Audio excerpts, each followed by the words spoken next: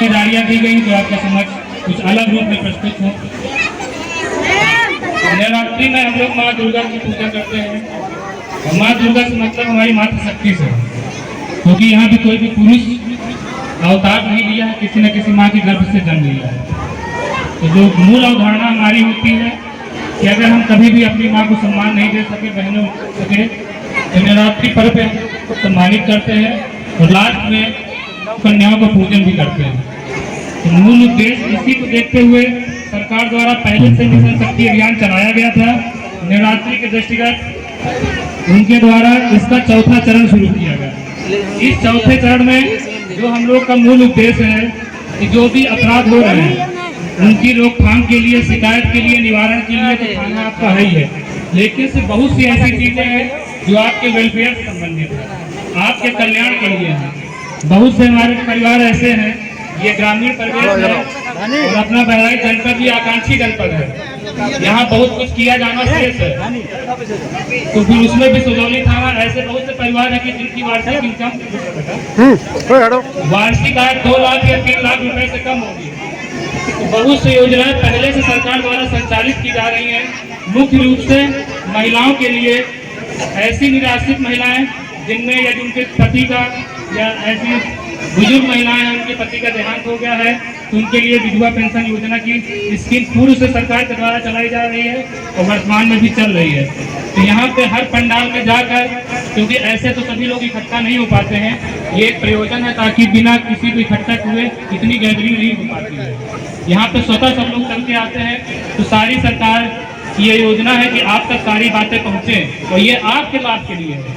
ये कोई आज नहीं शुरू हुई है, जितनी भी योजनाएं सब पहले चलती आ रही हैं, लेकिन जानकारी के अभाव में वो लोगों तक नहीं पहुंच पा रही है। दूसरी है सुमंगला कन्या योजना।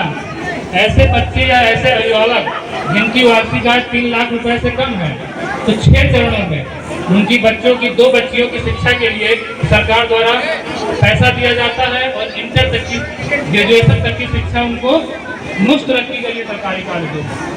सुमंगला योजना के बारे में छोटी सी बात आपको बताना चाहता हूँ। यदि प्रथम 2 बच्ची जन्म लेती हैं तो जन्म के समय ही उनको माता को 2000 रुपए, परिवार को 1 वर्ष के पूरा होने पे 1000, कक्षा 1 में जब वो बच्ची प्रवेश लेंगी तो 1000 रुपए, 2000 रुपए, कक्षा 6 में 2000, कक्षा 9 में 3000। इसी प्रकार से जब वो ग्रेजुएशन पे जाती है तो 5000 रुपए की आर्थिक सहायता दी जाती है। एक ऐसा परिवार जिसको खाने के लिए 200 रुपया कमाना महंगा हो, यदि इस योजना से लाभान्वित होता है, ये उसके लिए बड़ी बात है। बड़े लोगों के लिए छोटी बात हो सकती है, लेकिन ऐसा परिवार, और जहाँ तक मैंने देखा है सुजौली को या बहराइच को, यहाँ पे बहुत ज़्यादा दिक्कतें हैं। तो इन योजनाओं को माँ भगवती के पंडाल के माध्यम से मैं और कंप्लेंट देके जाऊँगा। ये मेरी आप लोगों से अपील है, जिनके पास ये कागज है आप लोग कुछ पढ़िए और अपने आसपास लोगों से, हो सकता है कि आप संपन्न हो, इन योजनाओं में ना आते हो, लेकिन ऐसी बहुत सी योजनाएं हैं जिनको जानना, समझना और दूसरों को समझाना बहुत जरूरी है। ये पुलिस का काम नहीं है, लेकिन हमको एक माध्यम बनाया गया क्योंकि सबसे निकटतम सरकार की संस्थाओं में हम हैं जो हर तरह से आपके बीच में पहुँच कराते हैं। बाकी लोगों को आने में असुविधा होती है या उतना आपस में तालमेल नहीं बन पाता है। दूसरी योजना आप लोग सब लोग जानते होंगे, ब्लॉक स्तर पे हर साल 6 महीने पे मेरी जानकारी है मुख्यमंत्री सामूहिक विवाह योजना का आयोजन किया जाता है। तो ऐसे परिवार जिनकी मुखिया की वार्षिक आय 2 साल से 2 लाख रुपए से कम है, तो वो वहाँ पर रजिस्ट्रेशन करा सकते हैं और कुल 51,000 रुपए की जो आर्थिक सहायता है वो उन बच्चे बच्चियों को प्रदान की जाती है। शर्त ये है कि अभिभावक की आय 2 लाख रुपए हो से कम हो और बच्ची 18 साल की और बच्चा 21 साल का हो। वो आपस में समन्वय स्थापित करें, वहाँ जाके अपना रजिस्ट्रेशन कराए, उनकी शादी मुफ्त कराई जाती है। ऐसी बहुत सी योजनाएं हैं। इसके साथ साथ कुछ वेलफेयर के नंबर हमारे हैं। 112 के बारे में सब लोग जानते हैं कि कहीं भी कोई दिक्कत हो जाए, मारपीट हो जाए, तो आपातकालीन नंबर के रूप में ही इसका प्रयोग करें।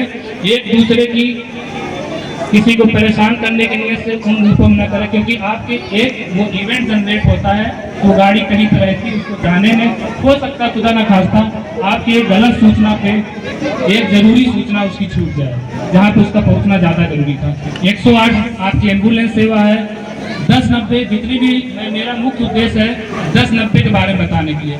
आजकल का जो परिवेश है, सभी के मन में खुराफात कहीं ना कहीं चलता रहता है, इससे कोई इनकार नहीं कर सकता। किसी भी बच्ची या किसी भी महिला को लगता है कि कोई भी उसको ईव टीजिंग करता है, छेड़खानी करता है, गलत नजरों से देखता है, आते जाते रास्ते में पत्तियां कसता है, स्कूल में हो सकता है आपके घर का भी कोई हो, तो आप उसमें संकोच मत करिए। आपकी पहचान इसमें गुप्त रखी जाती है। आप 1090 पे कॉल करिए, उस व्यक्ति के विरुद्ध जो भी विधिक कार्रवाई है वो की जाएगी। अगर वहां